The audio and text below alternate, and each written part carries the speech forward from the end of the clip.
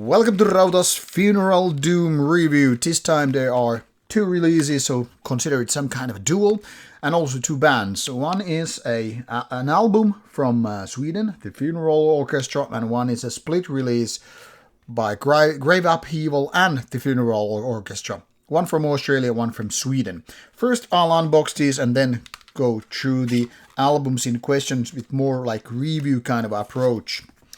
So these, if I remember correctly, came to me as part of Rune Magic package here a couple of years ago already. Been here for a while because the focus is always with the newer releases, and these being older releases have been waiting for their time and turn in patience.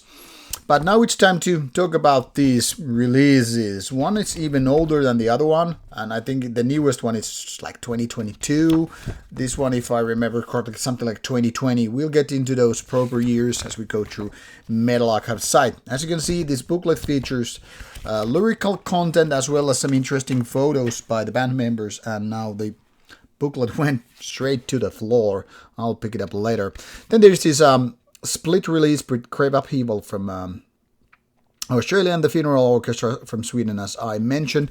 This is a little bit more simplistic, no booklet whatsoever, simple digipack design with nice looking CD, and that's pretty much of it.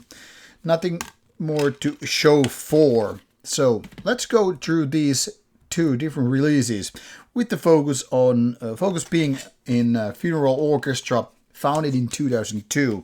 So at this point, one could really say it's a rather old band.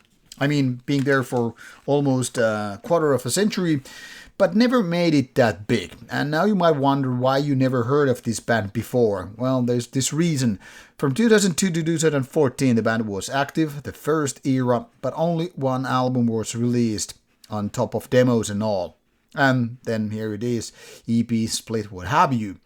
But the band got back a few years later, and then there was this comeback with coming like split and an album, an EP, and another album split. So not that small or unknown or inactive band after all. 4 albums and lots of smaller releases.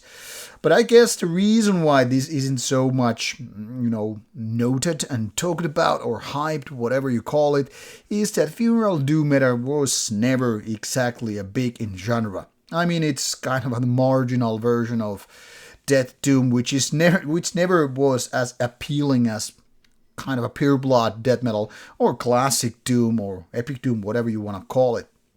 But Funeral Doom is its own entity, and I understand why it gets marginal. It can be very, very boring, and only it seems like a handful of bands are able to really grasp the whole given subgenre in a way that it keeps it captivating as well as atmospheric and maintaining the style intact.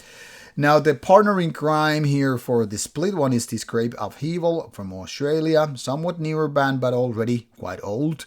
This one too, with 2 albums out and then some splits and what have you.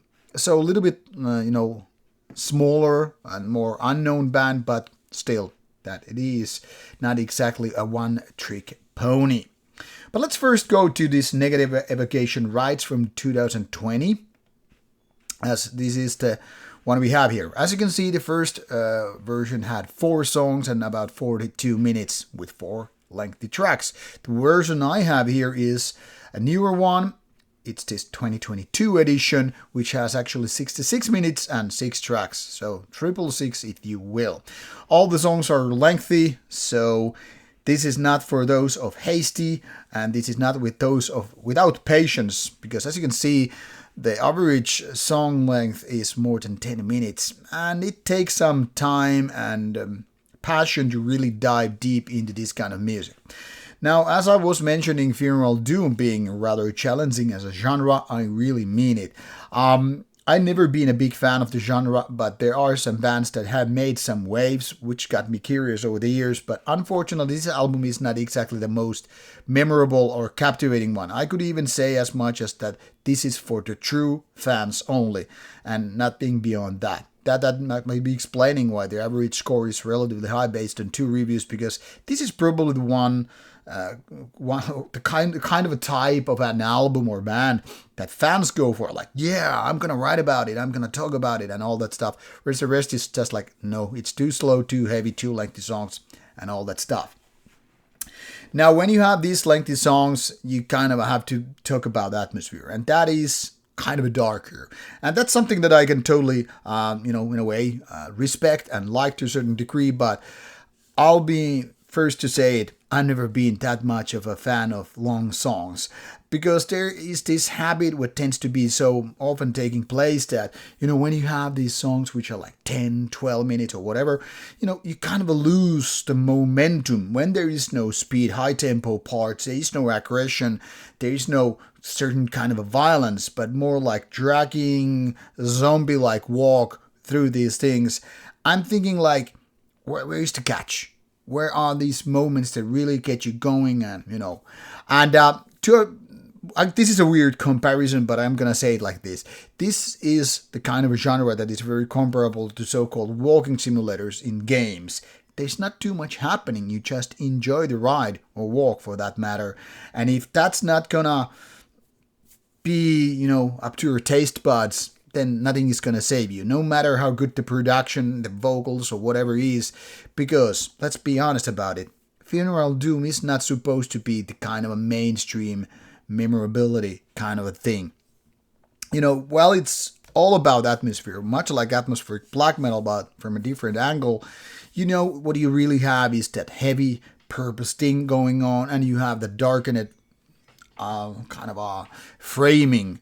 But apart from that, if you don't have those catchy riffs or memorable parts, what you really go for is something that you could really say the justified ways, background music. I know it sounds like a curse to a lot of people, but then again, music is more or less, in a way, unless you're really focused with the kind of autistic take, falls on the background. Now, there's nothing wrong with being a little bit on the background. Sometimes music is just to create a certain kind of ambience. But now we get to the question, do you turn left or right? And this is not a political question, but more like, which way are you going? If you are satisfied that it's just about this darkness and heaviness, and you really miss those memorable parts, interesting riffs or details with, drums, pornography, or interesting killer solos, or the use of vocals in various ways, well, yeah, that's where this kind of a music comes into play. It's all about building this monumental but not very inspiring or details-filled music. I'm saying this because, most Funeral Doom tends to be, for me anyway, the kind of a more silent sibling of Death Doom, which often pales in comparison to real Doom or death metal. And Funeral Doom is kind of a hard cookie to crack in that sense, and by this, negative Evocation Rites does no exception.